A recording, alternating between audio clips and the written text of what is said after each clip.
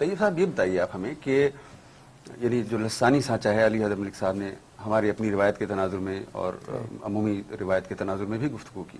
آپ یہ بتائیے کہ ایک ماہر لسانیات کے طور پر کہ لسانیات کا علم زبان کی اہمیت کے بارے میں ہمیں کیا بتاتا ہے؟ صحیح. یقیناً یہ تو ممکن نہیں ہے کہ میں اتنے وسیع موضوع پہ مختصراً گفتگو کر سکوں، اور اس سوال کے بہت سے پہلو کھلتے ہیں. میں ایک اہم بات کی طرف روشنی ڈالنا چاہوں گا، اور وہ یہ ہے کہ قدیم معاشروں میں اور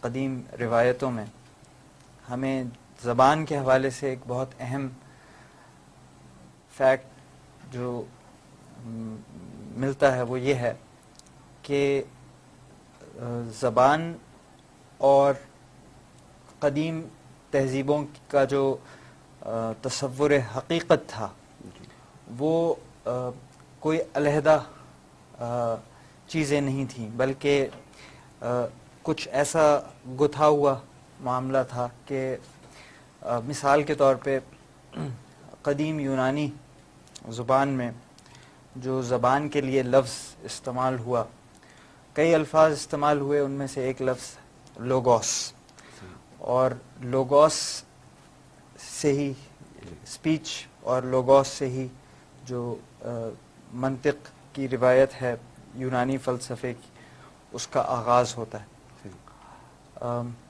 اسی طرح سے ہم یہ دیکھتے ہیں کہ قدیم تہذیبوں میں یہ ایک تجسس رہا کہ لسان اصل کون سی زبان ہے، اور مختلف تہذیبوں میں مختلف معاشروں نے اس سے متعلق مختلف دعوے کیے. اور یعنی انسان کی اصل زبان کیا ہے؟ جی ہاں. اور اس جستجو کے میں دراصل یہ کوشش اور یہ کاوش پنہاں تھی کہ کسی طرح ہماری تہذیب کی برتری دوسری تہذیبوں پر ثابت ہو جائے، اور اس برتری کی ایک انتہائی نمائندہ علامت زبان کی جو پرائمورڈیالٹی ہے یا زبان کی جو قدامت ہے وہ. چنانچہ ہم دیکھتے ہیں کہ قدیم مصریوں نے بھی اس سے متعلق دعوے کیے، بڑے دلچسپ قسم کے تجربات کیے گئے اس سلسلے میں، یہ معلوم کرنے کے لیے کہ قدیم ترین جرمنز نے اس سلسلے میں تجربے کیے اور دعوے کیے کہ اصلی زبان قدیم زبان جو ہے.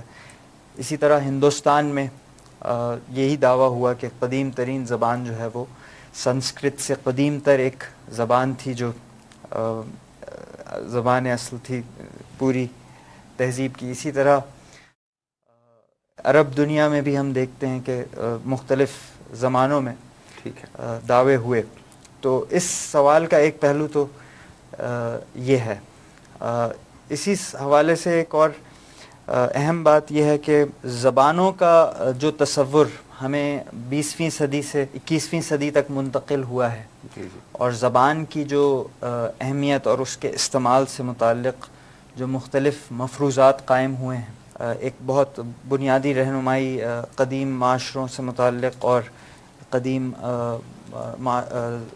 تہذیبوں سے متعلق یہ ملتی ہے کہ زبان کو کبھی بھی معاشروں کی جو مجموعی اجتماعی زندگی تھی اس سے علیحدہ ریپلیسبل اینٹی کے طور پہ نہیں سمجھا گیا، بلکہ ان معاشروں کی جو تشخص ہے اس کا ایک لازمی جزو سمجھا گیا.